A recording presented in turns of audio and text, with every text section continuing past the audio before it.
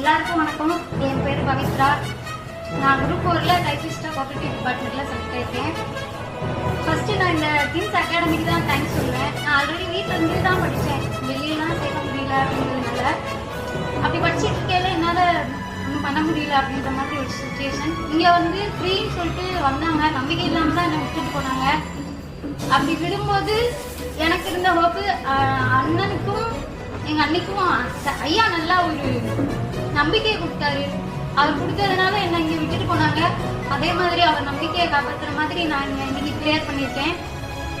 அப்புறம் நிறைய சொல்ல நினைச்சேன், ஒரு மாதிரியா இருக்கு. அப்புறம் என் கூட படித்த எல்லாருக்கும் எனக்கு நிறைய ஹெல்ப் பண்ணாங்க.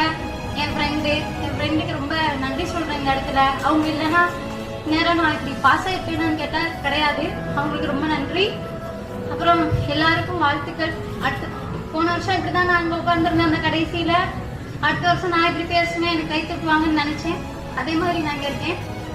நீங்கள் அடுத்த வருஷம் எல்லாரும் வரணும் அப்படின்னு நினச்சி படிங்க, கண்டிப்பாக வந்துடலாம். தேங்க்யூ.